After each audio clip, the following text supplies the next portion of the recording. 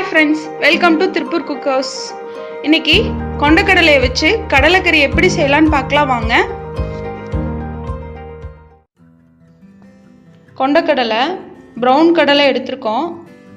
200 gram கடலையை 8 மணி நேரம் ஊற வச்சு நல்லா அலசிட்டு எடுத்து வச்சிருக்கேன். இது குக்கரில் போட்டு 5 விசில் விட்டு வேக வச்சு எடுத்துடணும். குக்கரில் போட்டுடலாம்.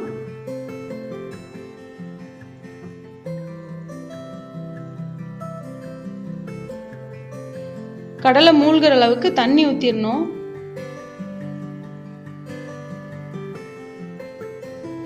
கொஞ்சமாக உப்பு போட்டுக்கணும். நான் அரை ஸ்பூன் உப்பு போடுறேன். குக்கரை மூடி வச்சு 5 விசில் விட்டுடலாம்.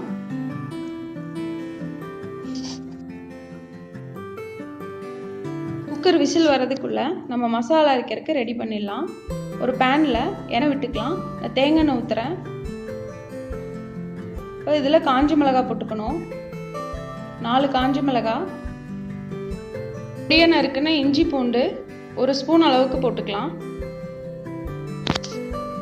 மிளகாய் இஞ்சி பூண்டு வதங்கினதும் 3 டேபிள் ஸ்பூன் அளவுக்கு துருவன தேங்காய் போட்டுக்கணும். அதனால் கலந்து விட்டுறணும்.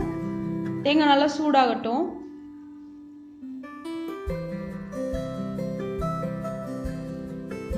ஓரளவு சூடானதும் மஞ்சள் பொடி போட்டுக்கலாம். மஞ்சள் பொடி அரை டேபிள் ஸ்பூன். அடுத்தது தனியா தூள் போட்டுக்கலாம். தனியா தூள் 2 டேபிள் ஸ்பூன் போட்டு நல்லா பவுடர் எல்லாம் சூடாகிற அளவுக்கு நல்லா கலந்து விட்டுறணும்.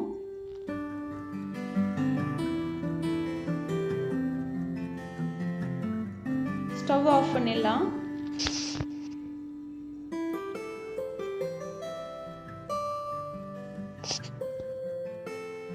தேங்காயோட அரை டேபிள் ஸ்பூன் சோம்பு, 2 சின்ன பீஸ் பட்டை நல்லா ஆறுனதுக்கு அப்புறம் மிக்சியில் போட்டு அரைச்சிடணும்.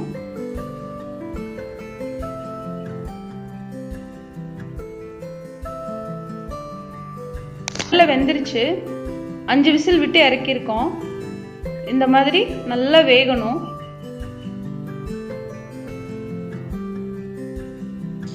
மசாலா அரைச்சி வச்சிருக்கோம். அதில் வேக வச்ச கடலையை போட்டு அரைச்சிடலாம்.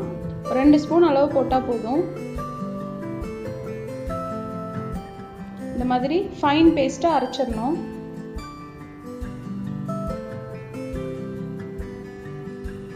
கடாய் அடுப்பில் வச்சு எண்ணெய் விட்டுக்கலாம். நான் தேங்காய் எண்ணெய் விடுறேன். 2 டேபிள் ஸ்பூன் அளவுக்கு விட்டுக்கோங்க.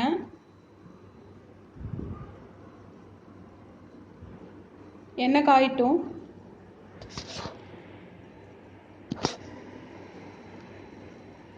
அரை டேபிள் ஸ்பூன் கடுகு பொரிஞ்சதும் ஒரு பெரிய வெங்காயத்தை பொடியை கட் பண்ணியிருக்கேன்.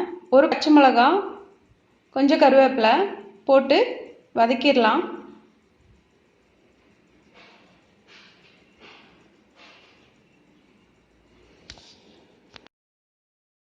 வெங்காயம் நல்லா வதங்கட்டும்.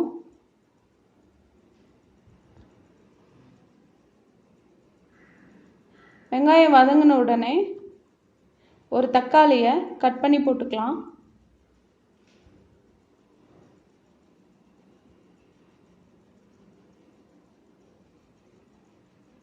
இதோட உப்பு சேர்த்து வதக்கிடலாம்.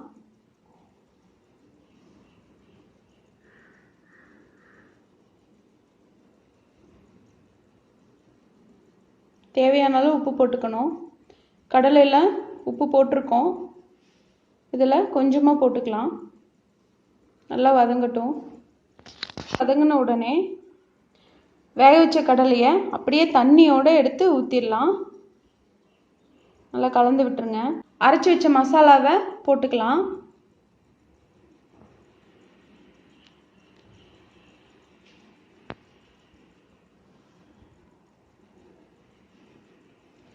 தேவையான அளவு தண்ணி ஊற்றிக்கணும்.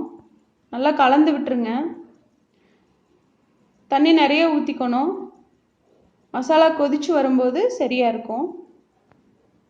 நல்லா கொதிக்கட்டும்.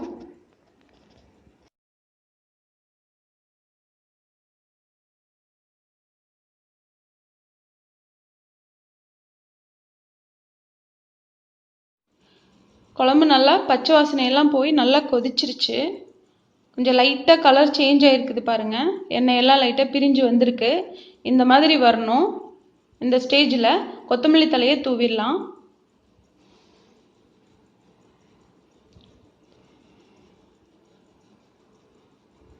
நல்லா கலந்து விட்டுருங்க. குழம்பு கொஞ்சம் தண்ணி மாதிரி இருக்கணும். அப்போ தான் புட்டு ஆப்பத்துக்கெல்லாம் ஊற்றி சாப்பிட நல்லாயிருக்கும். இந்த கன்சிஸ்டன்சியில் இருக்கணும். இப்போது அடுப்பை ஆஃப் பண்ணிடலாம். சரி, ரெடி ஆயிடுச்சு. இப்போ கொலா புட்டு, இட்லி, தோசை இதுக்கு எல்லாத்துக்குமே ரொம்ப சூட்டபுளாக இருக்கும் கடலை குழம்பு. நீங்களும் ட்ரை பண்ணி பாருங்கள். எப்படி இருந்ததுன்னு கமெண்ட் பாக்ஸில் கமெண்ட் பண்ணுங்கள். சப்ஸ்கிரைப் பண்ணுங்கள். தேங்க்யூ.